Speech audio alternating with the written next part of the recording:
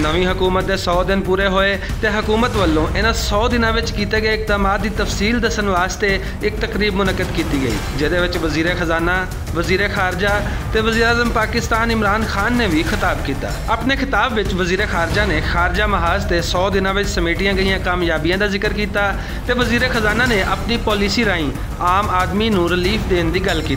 सियासी मुखालफिन ने वैसे तो हर गल ते तनकीद की, पर वज़ीर आज़म इमरान खान की तकरीर में कीतियां गई बाज़ गल्लां खास तौर पर ओपोजिशन वालों तनकीद का निशाना बनाया गया। वज़ीर आज़म का आखना सी कि पाकिस्तान लाइफ स्टॉक ते मुर्गियां की अफजाइश नाल कसीर ज़र मुबादला हासिल कर सकता है। जो बछड़ा होता है जिसको कटा कहते हैं,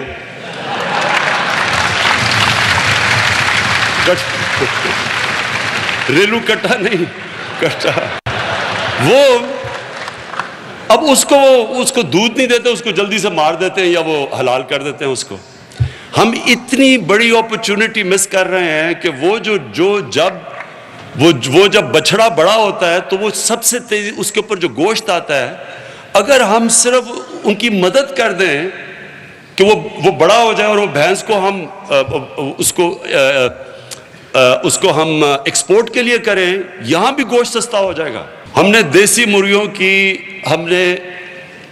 उनको अंडे देंगे, बच्चे देंगे। ये मैं आज आपको वो चीज़ें बता रहा हूँ जिसमें अरबों डॉलर की ज़रूरत नहीं है। इसमें सिर्फ हमारे पास ये भी एक्सपेरिमेंट हो चुका है, ये भी पायलट हो चुका है। अब हमने उनको अगर हम टीके लगा के उनकी मदद कर दें तो वो उनकी प्रोटीन इनटेक भी बढ़ जाएगा, उनके पास मुर्गियां भी होंगी, अंडे भी होंगे बेचने के लिए। तो ये एक गरीब, मेरी सारी चीज़ें वो हैं जो गरीब लोगों को ऊपर उठाने के लिए हैं इस वक्त। वज़ीर आज़म दियां इन्हां गल्लां दा ओपोजिशन ने दिल खोल के मजाक उड़ाया।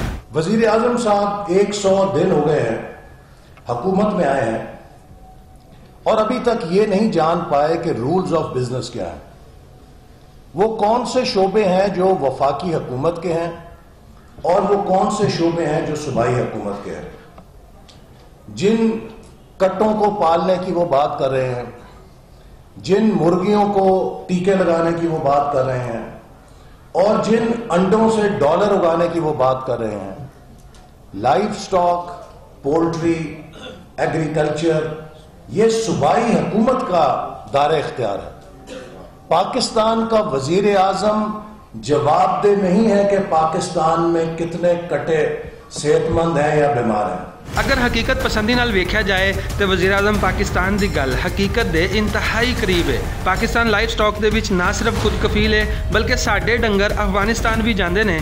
तो जे थोड़ी जी मेहनत ते तवज्जो दी जाए तो पाकिस्तान लाइफ स्टॉक की एक्सपोर्ट करने वाला वड्डा मुल्क बन सकता है। इस वेले जानवरों का गोश्त या जिंदा जानवर दुनिया के दूजे मुल्कों को वेच के कैनेडा 1 अरब 37 करोड़ डॉलर, ऑस्ट्रेलिया 1 अरब 3 crore dollar, Mexico 93 crore dollar ते नीदरलैंड 38 करोड़ तो ज़्यादा डॉलर कमा रहा है।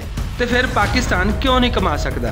इस तरह जिंदा मुर्गियां या उन्होंने गोश्त वेच के Holland 1.4 billion dollar, Poland 896.6 million dollar, Belgium 651 million dollar, America 592 million dollar कमा रहा है। तो पूरी दुनिया में सब तो ज़्यादा मुर्गियां के अंडे तैयार करने वाले मुल्कों विचों चाइना सब तो ज़्यादा अंडे तैयार कर रहा है, दूजे नंबर ते अमरीका ते तीजे नंबर ते भारत है।